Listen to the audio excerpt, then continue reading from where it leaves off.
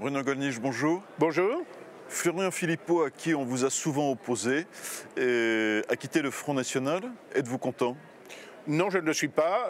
C'est vrai que nous venons d'horizons divers. Florian Philippot vient de la gauche, je viens de la droite et je n'ai pas l'intention de me refaire. Il est toujours un fervent gaulliste, même s'il n'a pas connu le général de Gaulle, qui était mort avant sa naissance ou dans sa petite enfance, je ne sais pas. Moi, je ne l'étais pas. Nous avons été parfois en désaccord, notamment sur le traitement réservé à Jean-Marie Le Pen ou sur d'autres sujets, mais je ne suis pas satisfait, je ne me réjouis pas de ce départ et des circonstances qui l'ont accompagné. Je crois qu'il n'est pas le premier homme venant de la gauche, d'ailleurs, que nous ayons adjoint à notre combat national en quelque sorte. Le Front National a toujours été un rassemblement de patriotes sincères. Je crois que Florian Philippot est un patriote sincère. Ceci étant, je dois dire quand même qu'il est dans une organisation qui, plus encore qu'aucune autre, connaît un principe hiérarchique. Il s'est montré assez intransigeant à l'égard des demandes que Marine Le Pen lui avait faites. Il n'a pas accepté de ne plus être le responsable de la communication. Il s'en va. Je crois qu'il a tort, en tout cas, de dire que ça constitue en quelque sorte une rediabolisation du Front National. D'abord parce qu'il n'a jamais été le garant en lui-même d'une dédiabolisation particulière. S'il faut en juger par la qualité des personnes que nous avons agrégées au cours de notre combat, il y en a beaucoup qui avaient des titres équivalents aux siens et qui sont venus et qui n'ont été diabolisés que par l'hostilité de nos adversaires. Ensuite, deuxièmement, je crois que la dédiabolisation, je l'ai dit 100 fois, elle ne résulte pas de telle ou telle personne, de telle ou telle politique, elle résulte principalement de ce que un nombre croissant de Français constate que nous avons fait les bonnes analyses et un nombre quand même très important, comme l'a vérifié le deuxième tour de l'élection présidentielle, plus important que jamais en tout cas, même si c'est insuffisant pour les médias pour constituer une majorité, pense que nous avons aussi le bon diagnostic et les bons remèdes. Voilà. Les grands électeurs n'ont pas fait la même analyse, ce sénatorial, Bruno Gollnisch. Alors, en ce qui concerne les élections sénatoriales françaises, je n'y attache personnellement aucune signification particulière parce que, comme l'ont dit presque tous les commentateurs, elles sont la traduction des élections municipales qui ont eu lieu en 2014 et par conséquent, c'est là que sont élus les maires, les adjoints, les conseillers municipaux qui forment le gros bataillon des électeurs sénatoriaux. Donc, nous avions deux sénateurs, nous les avons toujours. Ils n'ont pas été soumis à renouvellement, car je vous rappelle que le Sénat, qui était autrefois renouvelé par tiers, est maintenant renouvelé par moitié. Bon, nous conservons nos deux sénateurs.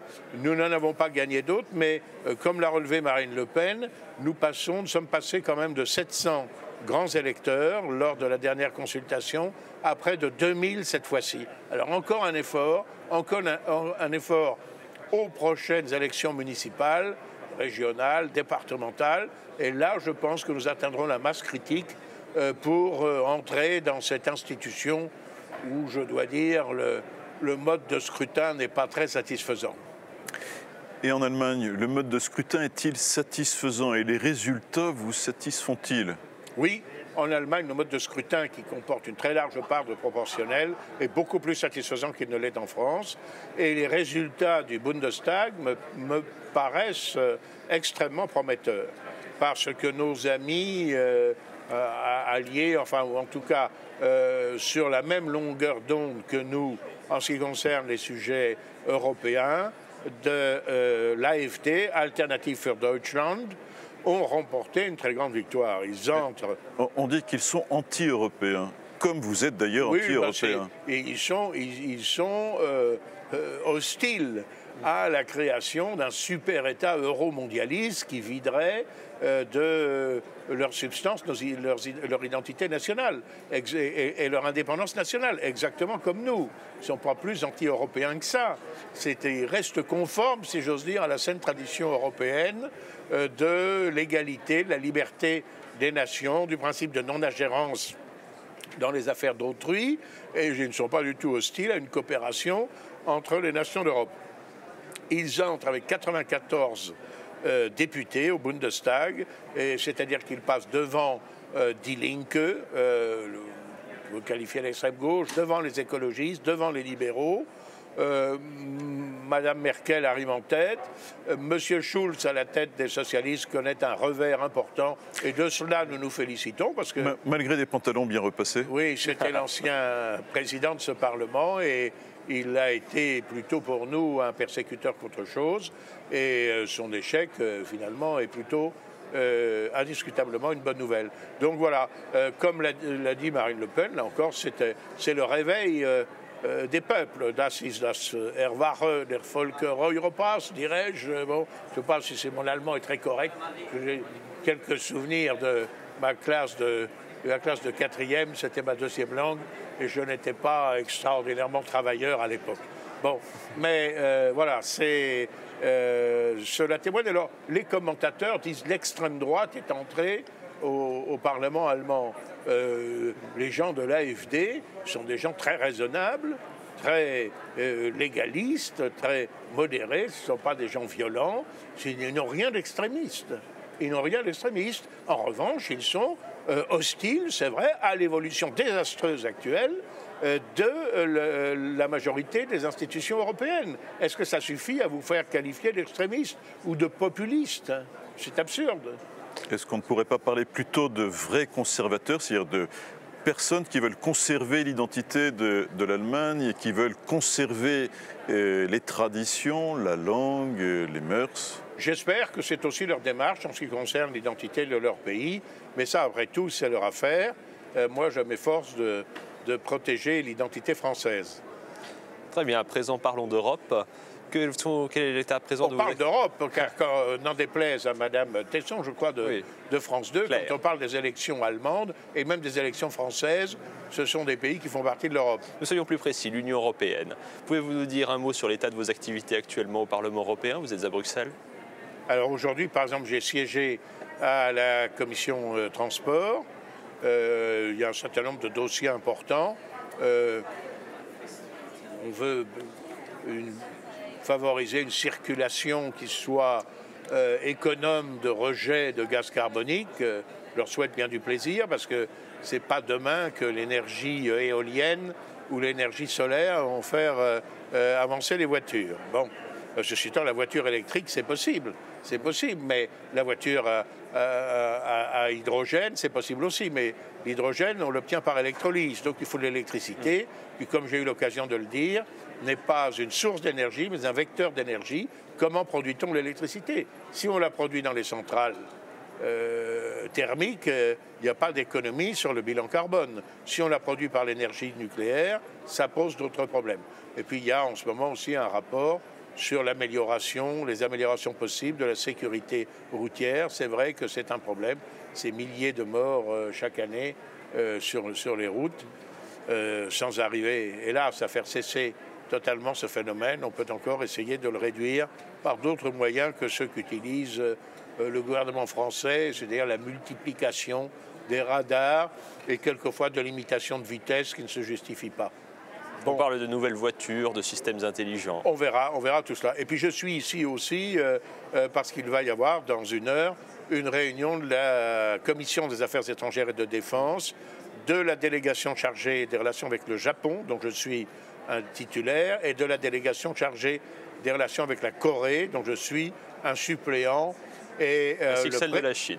Le président de cette... C'est évidemment à l'ordre du jour, c'est la situation en Corée, l'affrontement possible entre les États-Unis, la Corée du Nord, etc.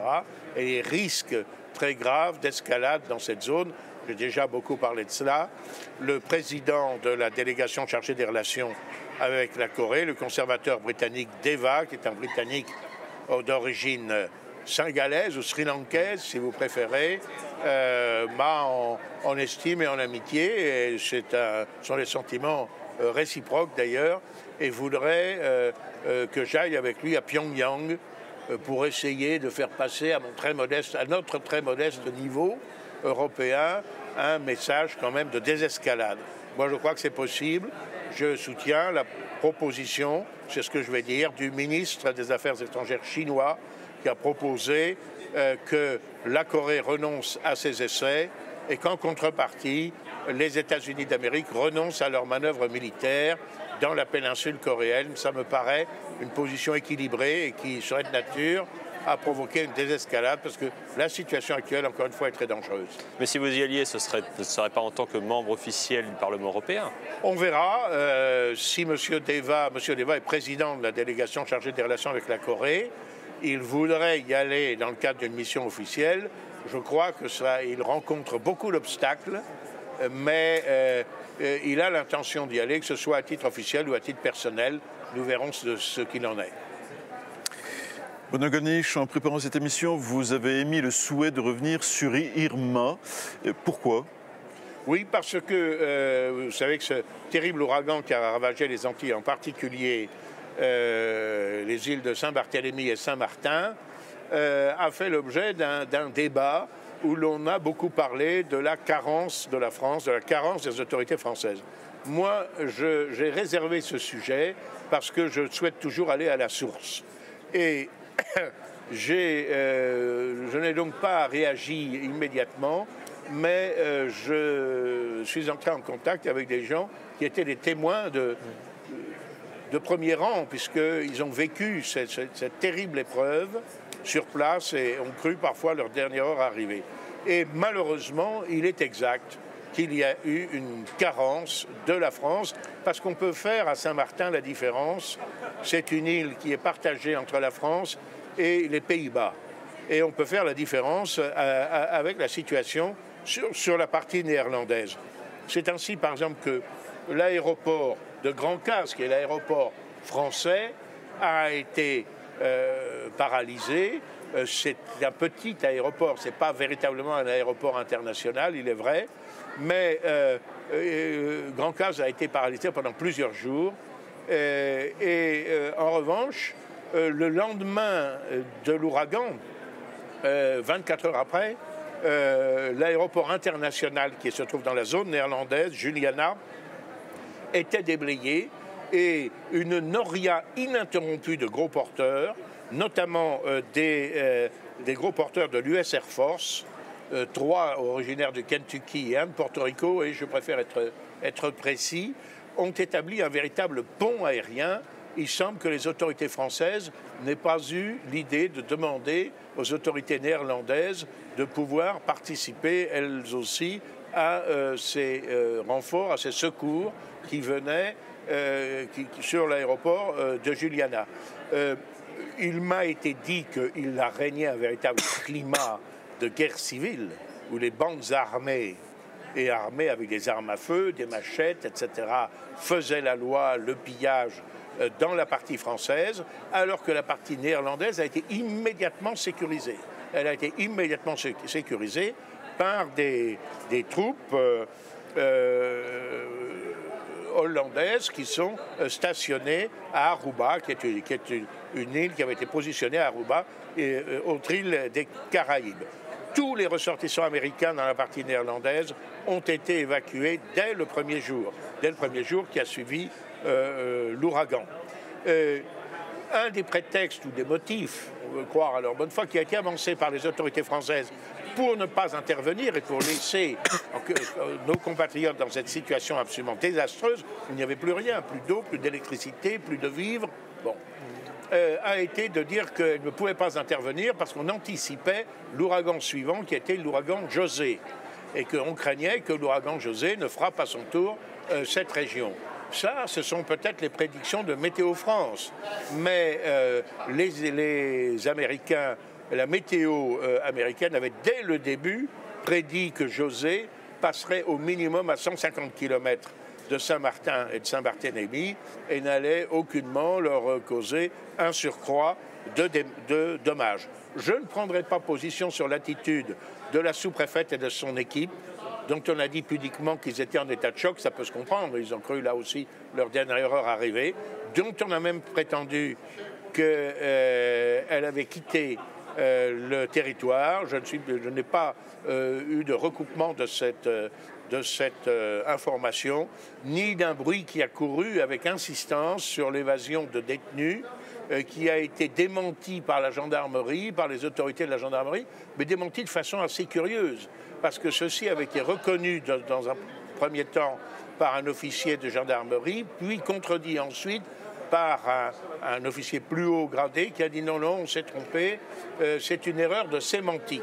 Alors je trouve ça quand même un peu étrange, une erreur de sémantique, mais enfin on peut concevoir que dans le désordre là-bas, on n'ait pas su quoi faire. En un mot commençant, il y a aujourd'hui maintenant près de 1500 soldats français qui sont cantonnés là-bas, mais dont les missions, semble-t-il, ne sont pas très précises et vers lesquelles s'orientent par priorité l'eau et le ravitaillement, ce qui suscite un mécontentement renforcé des Français sur place.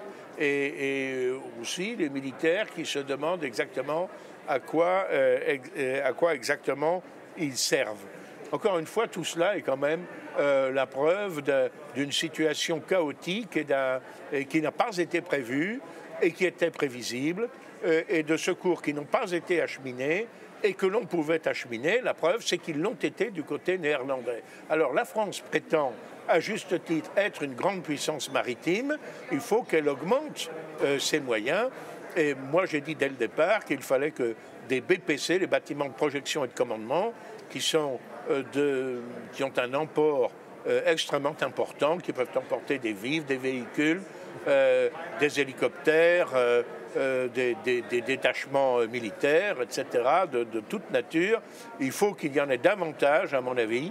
Il faut qu'il y en ait davantage et il faut qu'il y en ait qui soient positionnés dans cette région où ce genre d'événement est fréquent. Voilà la synthèse que j'ai faite très brièvement, de témoignages extrêmement précis sur cette terrible carence des autorités françaises qui a été constatée à l'occasion, c'est vrai, de ce déchaînement de la nature. Bruno Goennich, merci. Merci à vous. Merci.